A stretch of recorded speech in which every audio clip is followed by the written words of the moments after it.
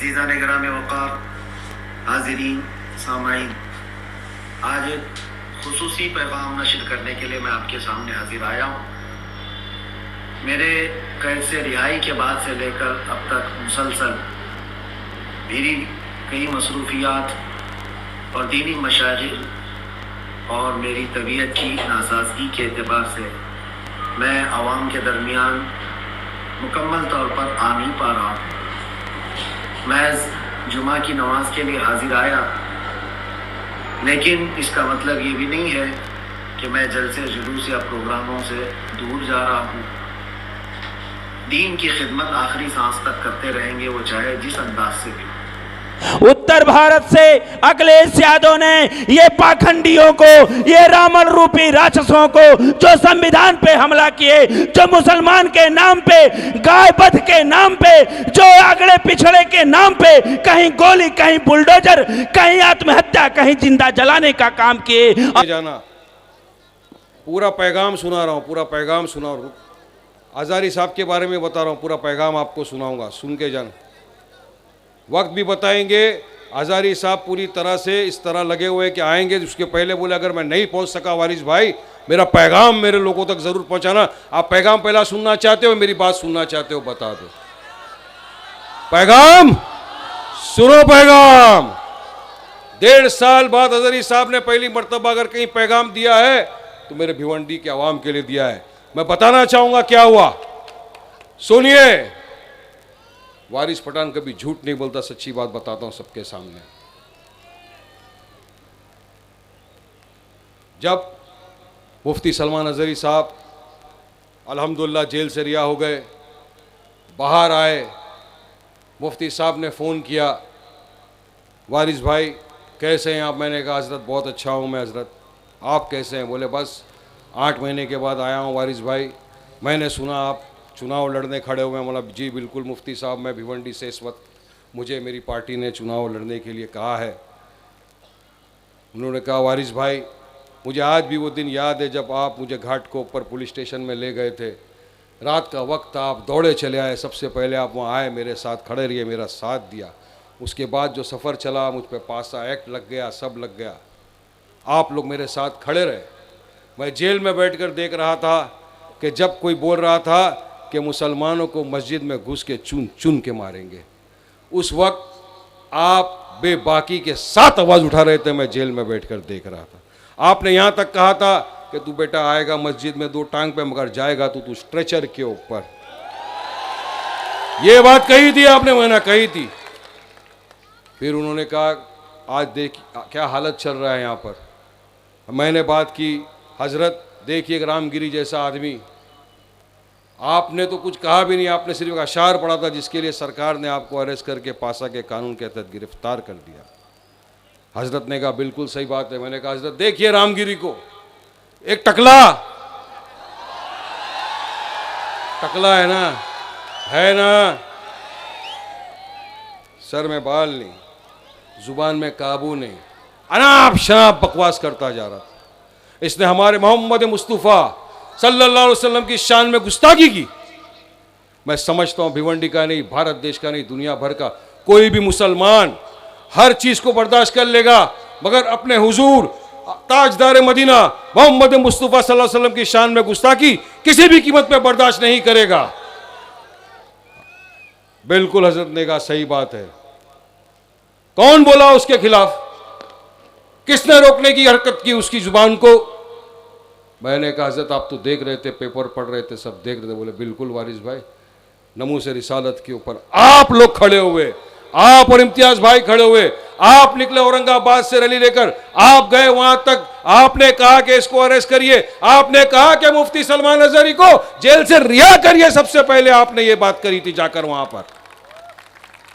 मैंने कहा हजरत बात बिल्कुल सही है, क्या ये तो मेरा कोई फर्ज है, हमारा फर्ज है, हम भी मोमिन मुसलमान है, पक्के सच्चे मुसलमान है। हुजूर की शान में गुस्ताखी तो वारिस पठान किसी भी कीमत पे बर्दाश्त नहीं करेगा।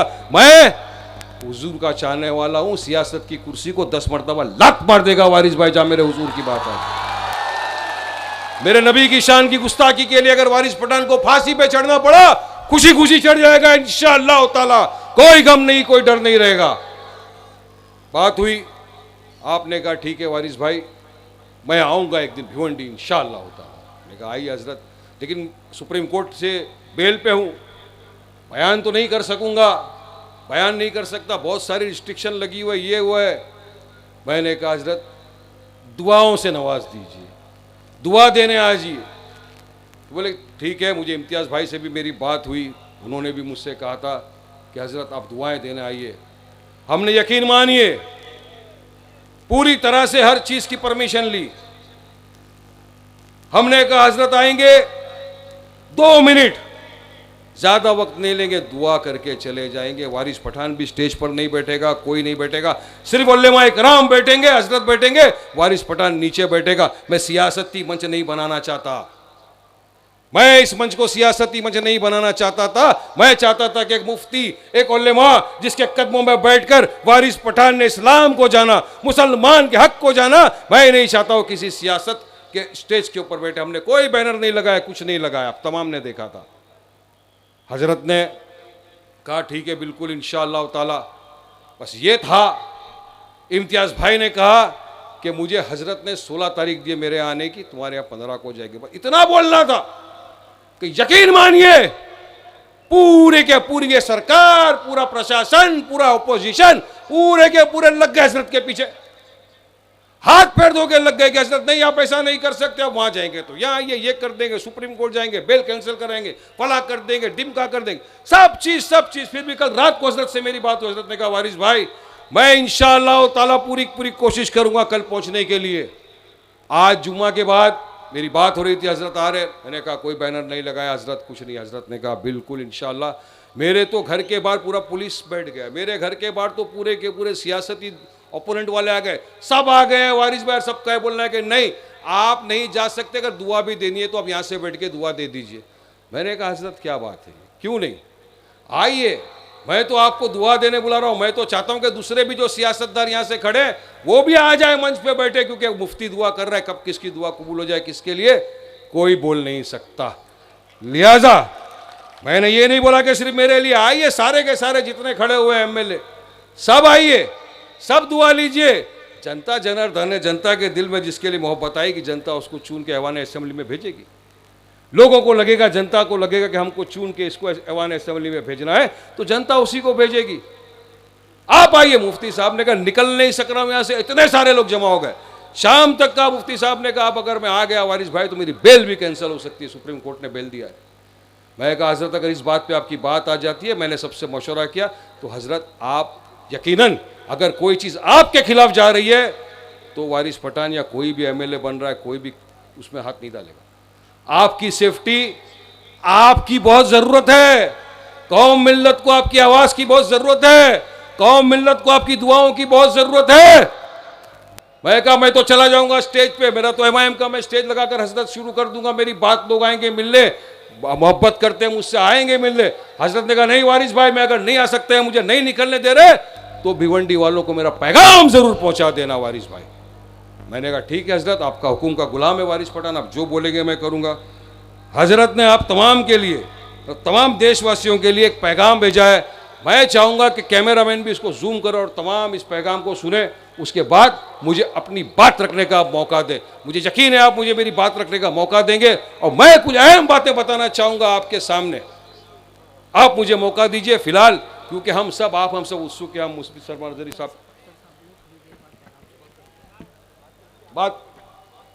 बात कर लेते, फिर पैगाम सुनाता हूं आपको। ये पैगाम बहुत अहम पैगाम है तमाम के लिए। ये पैगाम उन लोगों के लिए भी है जो हुजूर की शान में गुस्ताखी हो गई तो खामोश लेके बैठे थे। ये उनके लिए भी है जो दूरदर्शन का टीवी लेके घूम रहे हैं ना अपने बीच में, डब्बा टीवी चल रहा है ना, पीले झंडे, 15 साल मेयर थे ना, फिर ये भिवंडी के रास्तों की हालत ऐसा क्यों है? तबाह बर्बाद कर दिया इन्होंने भिवंडी को। आज बीजेपी के थे, आरएसएस के थे, आरएसएस की चड्डी बनियान पहनने वाला ये शख्स आया यहां पर, कांग्रेस में एमपी के टाइम में सोचा टिकट मिलेगी, नहीं मिली, एमएलए की टिकट नहीं मिली, इंडिपेंडेंट खड़े हो गए। ऐसे लोगों के लिए भी बात है जो हमारी कौम के खिलाफ है, मिल्लत के खिलाफ है, हमारे उसूल के खिलाफ है, हमारी आका की शान में गुस्ताखी करने वालों का साथ देते हैं, ये वो लोग हैं। तीसरा, कांग्रेस। ये कांग्रेस पार्टी की मैं आपको हकीकत बताना चाहूंगा मेरे दोस्तों, बुजुर्गों, अजीज साथियों। 70 बरस कांग्रेस ने यहां पे राज किया। सत्ता में 90% मुसलमानों के वोट चाहिए इनको, 90%। पिछली लोकसभा चुनाव आया, महाराष्ट्र में 48 सीटें थी।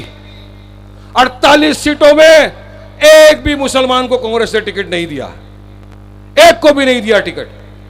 क्यों भाई? क्या मुसलमान इस लायक नहीं कि इक्तिदार में आए? क्या मुसलमान इस लायक नहीं कि अपना रिप्रेजेंटेशन कर सके? नहीं दिया उन्होंने किसी को टिकट। 18 एमएलसी है, 18 में एक भी मुसलमान एमएलसी नहीं है आज की तारीख में महाराष्ट्र में। कौन है इसका जवाबदार?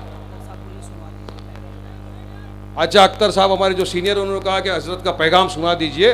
मैं आप तमाम के सामने पैगाम सुनाता हूं, आप जरा सा साइलेंट बैठेंगे। हजरत का पैगाम है, ये पॉलिटिकल पैगाम नहीं है। एक मुफ्ती ने आपके लिए पैगाम भेजा है, वो पैगाम आप जरूर सुनिए। कैमरामैन से मेरी अदबन गुजारिश है कि इसको जरा जूम करें, ताकि मैं, हजरत ने वीडियो बनाकर भेजा, ये आपके लिए, तमाम देशवासियों के लिए, तमाम हिंदुस्तानियों के लिए। और ये वीडियो हजरत ने मुझे भेजा है 8:11 पे, अभी की बात है। ये देख लीजिए वीडियो का ऑथेंटिसिटी मैं आपको दिखा देता हूँ।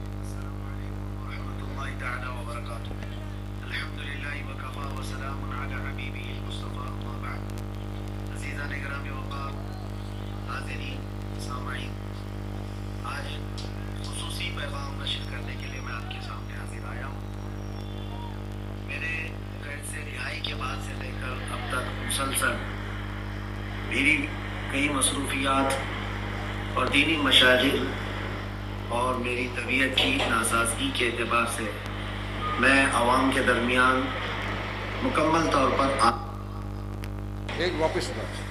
अस्सलामु अलैकुम व रहमतुल्लाहि तआला व बरकातुहू। अल्हम्दुलिल्लाहि व कफ़ा व सलामुन अला हबीबिहिल मुस्तफ़ा अम्मा बाद।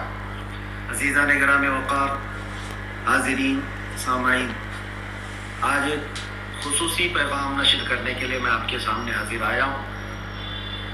मेरे कैद से रिहाई के बाद से लेकर अब तक मुसलसल मेरी कई मसरूफियात और दीनी मशागिल और मेरी तबीयत की नासाजगी के एतबार से मैं आवाम के दरमियान मुकम्मल तौर पर आ नहीं पा रहा हूँ।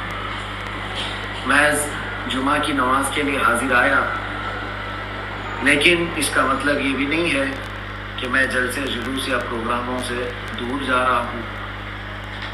दीन की खिदमत आखिरी सांस तक करते रहेंगे, वो चाहे जिस अंदाज से भी।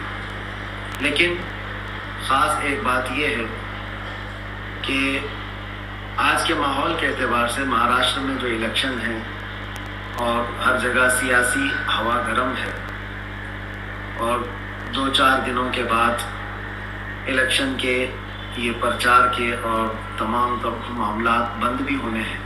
इस सिलसिले में ख़ास तौर पर 2 जगह मेरे नाम का बहुत ज़्यादा शुहरा किया गया था, भिवंडी और औरंगाबाद का। और भिवंडी से जनाब वारिस पठान साहब और औरंगाबाद से जनाब इम्तियाज़ जलील साहब, इन्होंने बहुत ज़ोर और शोर से मेरे नाम का ऐलान भी किया और बहुत सारी मोहब्बतों का इजहार भी किया। अल्लाह तबारक व तआला आपकी मोहब्बतों का सिला अता फरमाए।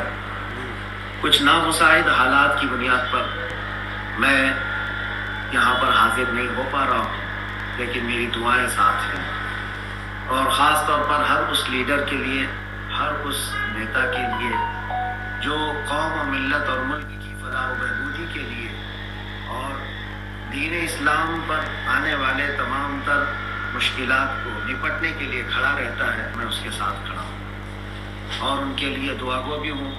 अल्लाह तबारक व तआला उनके बाजुओं में ताकत दे। तमाम जितने सियासी लीडर हैं सबके लिए भी मैं दुआगो हूँ। मुसलसल कई जगहों से लोगों ने मुझसे राब्ते भी किए और एतमाद भी दिलाया है कि वो काम करेंगे कौम और मिल्लत मुल्क की फलाह बहबूदी। और ख़ास तौर पर हमारा मिशन है अज़मत नामूस रिसालत। रसूल करीम सल्लल्लाहु तआला अलैहि वसल्लम की अज़मत और उनकी नामूस पर जब कभी कोई हमला हो तो डट कर खड़े रहें। उन सब के साथ हम भी खड़े हैं। और मैं दुआ करते हुए अपनी बात को ख़त्म करता हूँ कि अल्लाह तबारक व तआला इन सब लीडरों को कामयाबी अता फरमाए और इनसे दीन का और कौम का अच्छे से अच्छा नफ़ा हो सके और आखिरी दम तक ये लोग सच्चाई और अच्छाई के लिए लड़ते रहें। वाखिर दावाना अल्हम्दुलिल्लाह। सुन लिया, हज़रत का पैगाम ये आपके सामने है। जो लोग हुजूर की मोहब्बत में खड़े हैं उनके लिए हज़रत ने दुआ फरमाई है।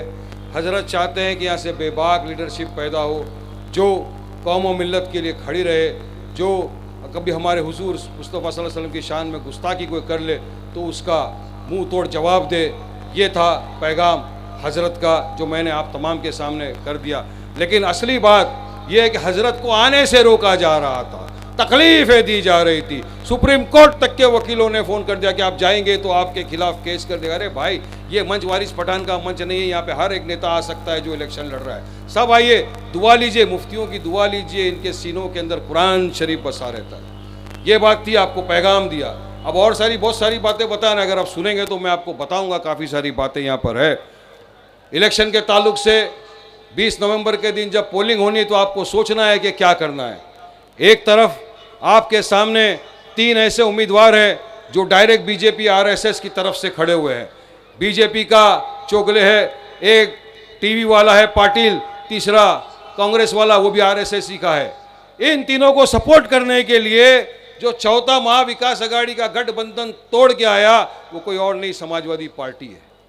यानी आप सिर्फ और सिर्फ मुसलमानों के वोटों का विभाजन करने के लिए आप यहां से खड़े हुए, साफ दर्शाता है इस बात को। ये साफ बात है, आपको खड़े रहने की जरूरत नहीं। हमको देखिए, हम चाहते थे कि मुसलमानों का एम्पावरमेंट हो, हम चाहते थे कि ज्यादा से ज्यादा तादाद में मुसलमान जीत कर ऐवान असेंबली में जाए।